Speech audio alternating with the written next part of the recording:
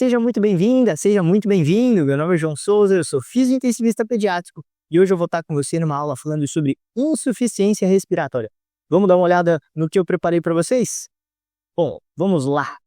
Falando sobre insuficiência respiratória aguda, o principal problema ou a principal complicação dos nossos pacientes na internação na UTI pediátrica do Brasil e do mundo. Eu separei aqui para vocês. A gente vai entender e também aprender a diagnosticar a insuficiência respiratória aguda. Depois a gente vai definir a origem do problema, ou seja, a etiopatologia, e a gravidade dos sintomas, com 3 Qs. Eu vou apresentar para vocês qual, o que e quanto.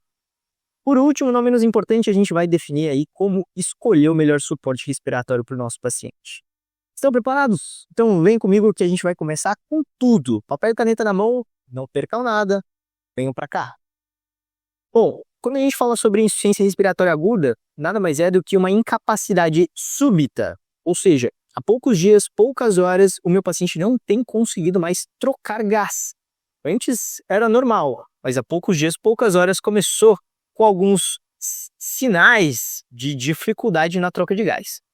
Olhando mais de perto essa relação entre alvéolo e capilar, eu posso ter um grande problema nessa simples conexão, nesse simples mecanismo de captar oxigênio e liberar CO2. Aí entra os 3 Qs. O primeiro, qual? O segundo, o que? E o terceiro, quanto?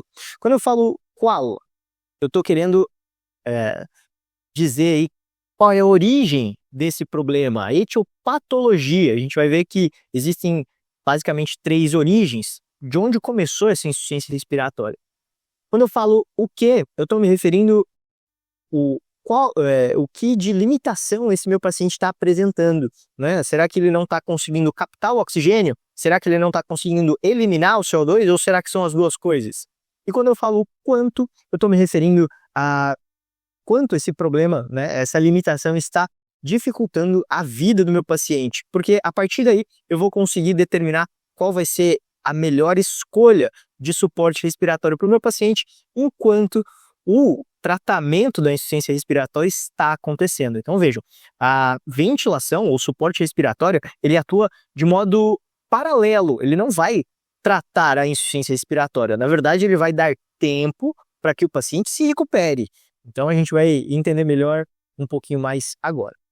O que, o qual e o quanto a gente vai ver nesse momento. Etiopatologia, o tipo de insuficiência respiratória e a gravidade.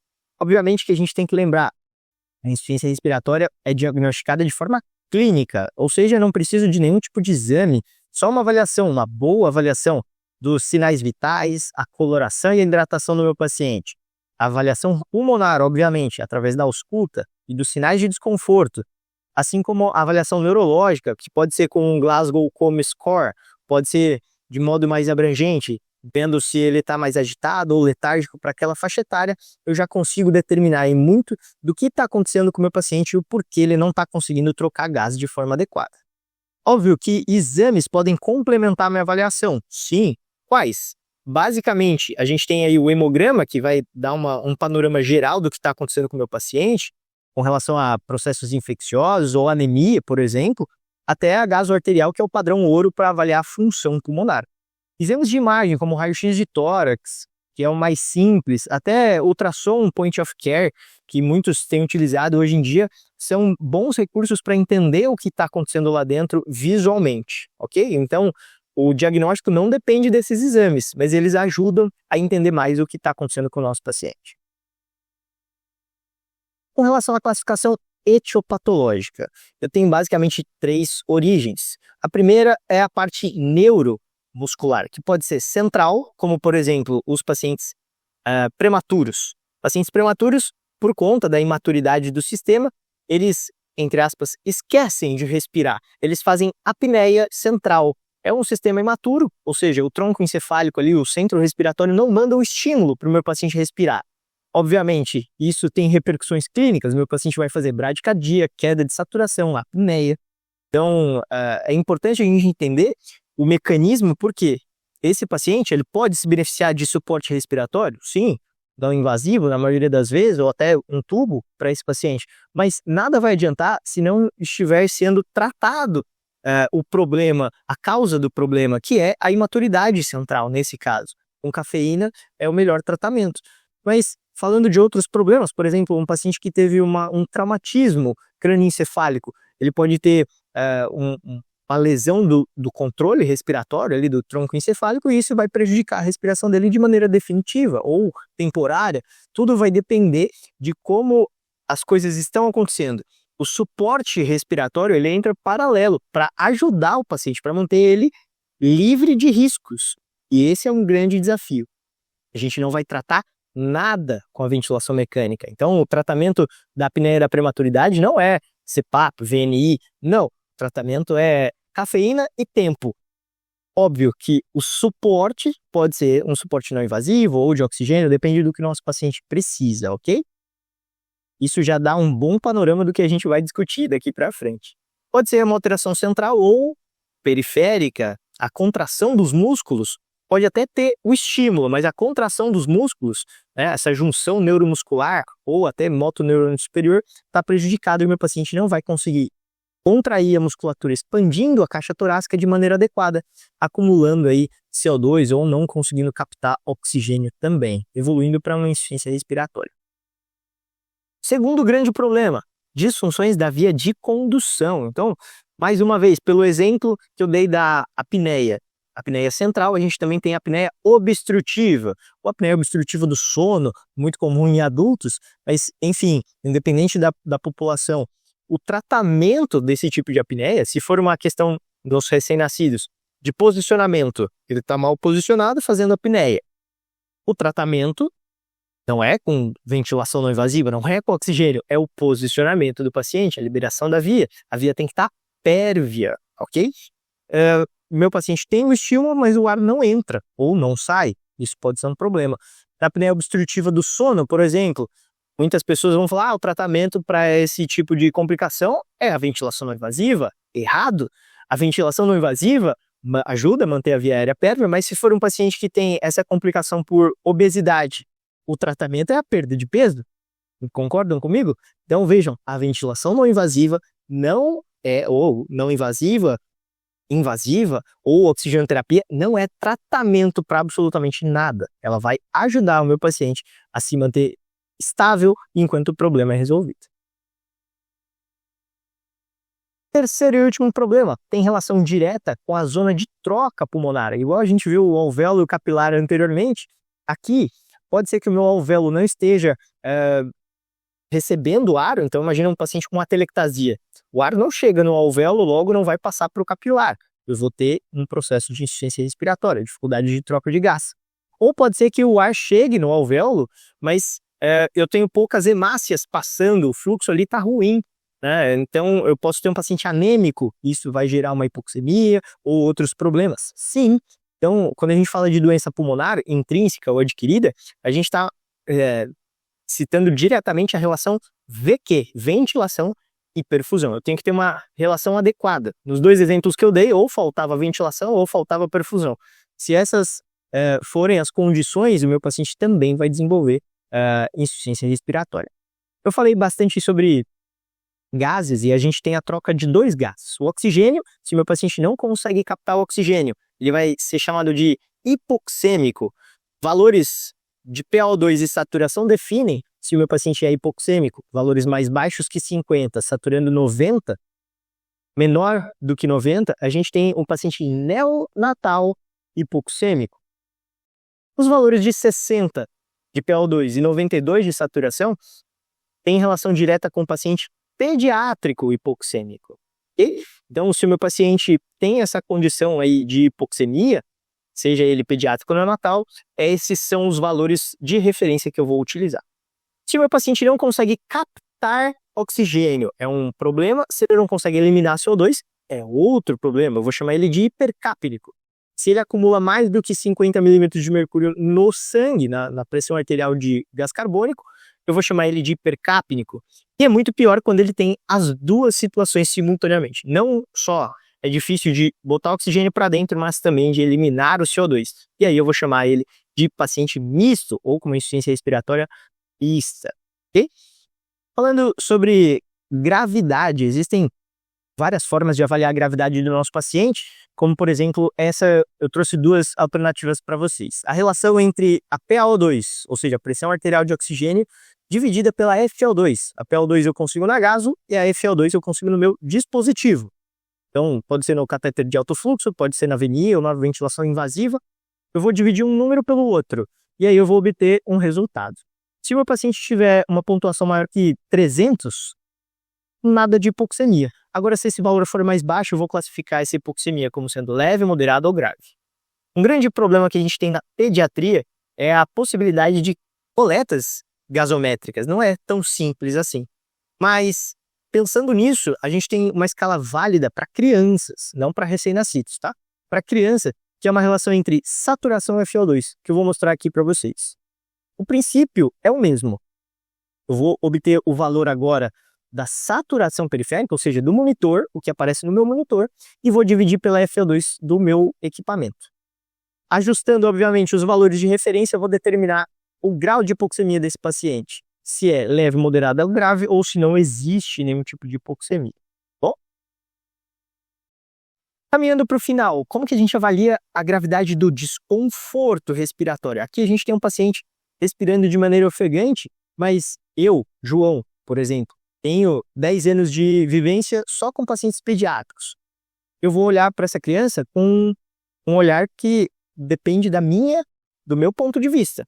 Você, de repente, está começando na pediatria, você vai olhar por uma outra perspectiva. E pessoas que têm 20, 30 anos de pediatria vão olhar para essa criança de um outro jeito. Como alinhar os três olhares e tentar falar mais ou menos a mesma coisa, para não ter muita divergência. Pode ser que eu ache que é um desconforto leve, outra pessoa ache que é um desconforto severo, e aí a gente vai estar discutindo ponto de vista, e não se a criança está ruim ou não. Porque eu vou defender o meu ponto, ela vai defender o ponto dela, e a gente não está usando nada para uniformizar na sua conversa. É a percepção pessoal de cada um.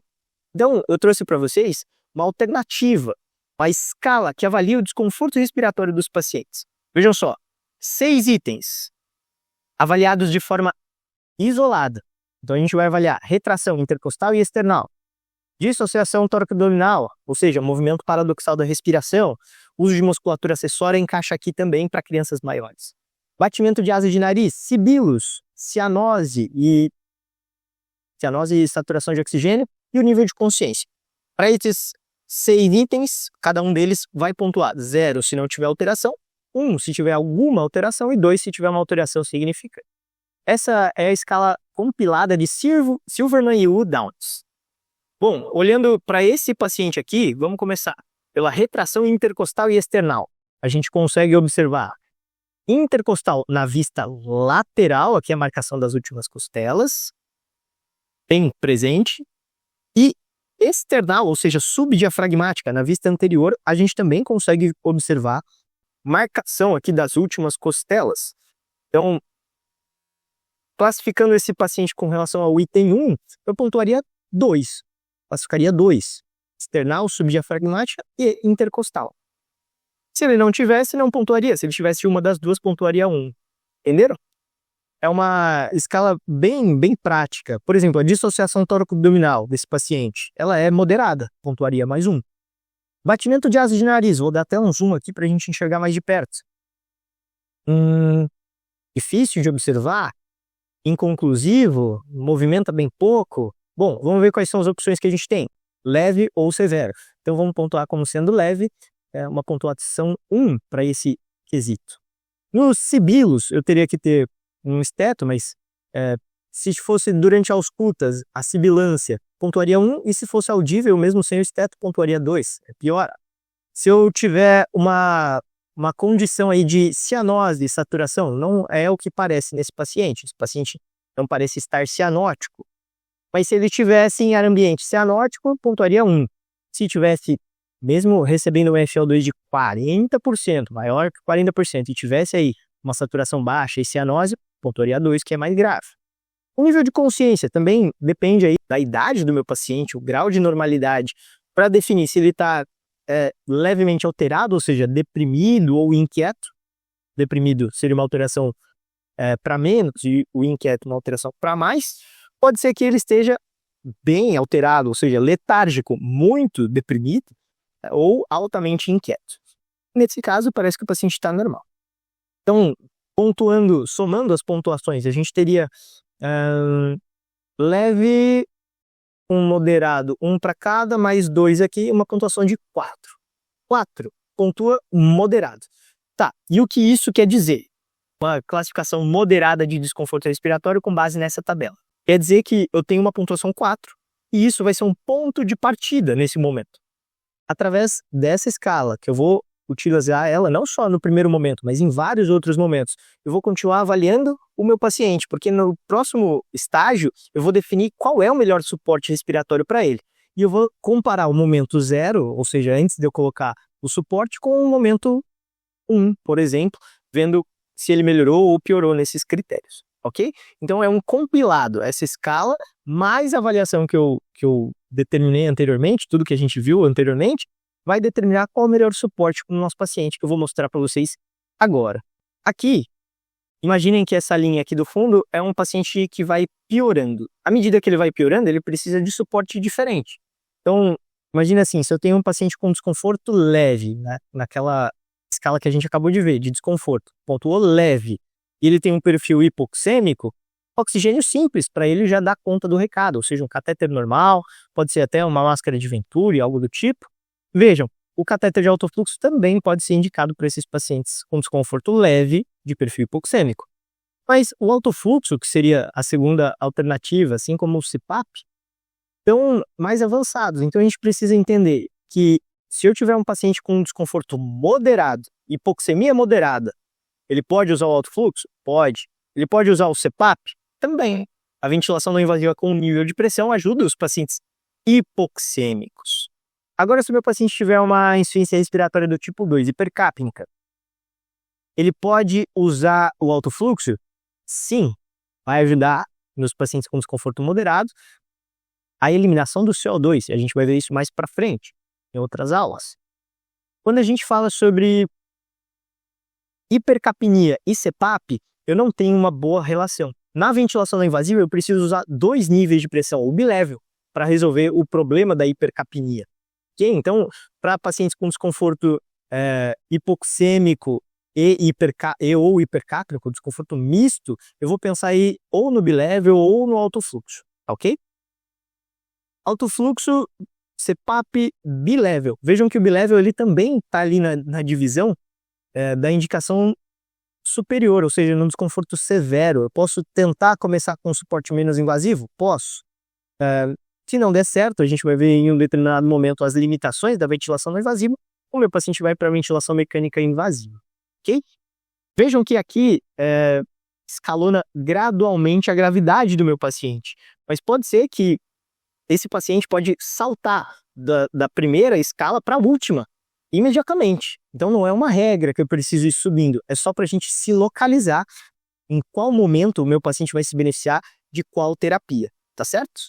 Bom, caminhando para o fim, a gente tem aí o objetivo da nossa aula. O que a gente discutiu hoje? O que eu apresentei para vocês?